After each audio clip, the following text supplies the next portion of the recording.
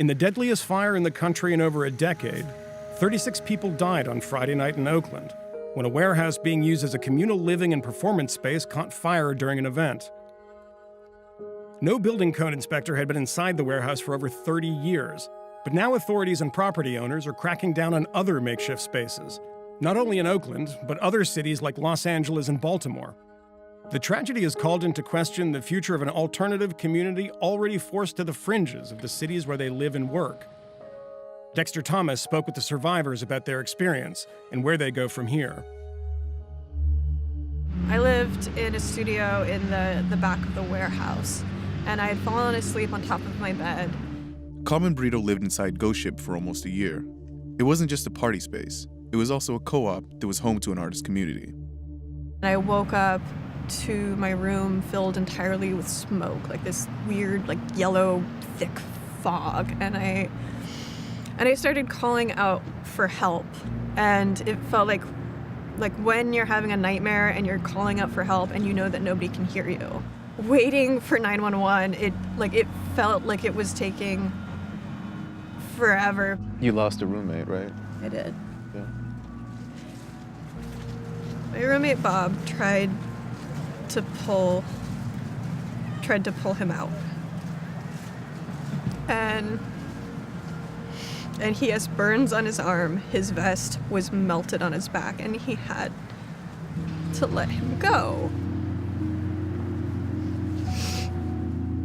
Immediately after the fire, blame started to center on Ghost Ship's manager, Derek Almina.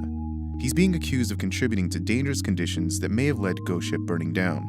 But Carmen doesn't think he should be blamed. People want answers, and people want a villain, and people want or a monster or something that they need somebody to be the bad guy in this story. And like the only monster I saw that night was a fire. Similar live workspaces around the country are seeing immediate effects as a result of the fire. Dozens of people were evicted from Bell Foundry Arts Building in Baltimore, Maryland earlier this week. The same thing is happening to communal warehouses in Oakland. A group of survivors met up at a local artist's home to discuss how recent evictions are in danger of destroying their community. So I received an email from a friend of mine that there is a house that was served an eviction notice today. And it's actually in direct response to the fire. The eviction notice itself is incredible. Because we could not rent this space out to anyone else.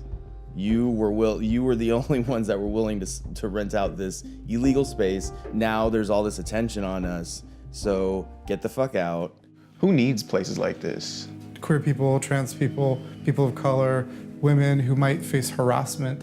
Those people are particularly vulnerable to that not being a safe space. These types of spaces allow them to organize their communities differently and also to participate in a different way. When your friends and your family and your loved ones ask you, how do we help, what do we do?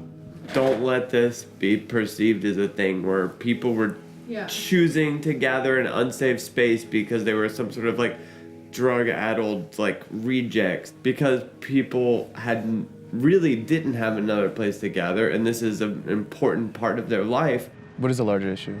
At some point, if you need housing, you're going to find yourself in situations that are less ideal, because often you're just happy you found housing in the first place.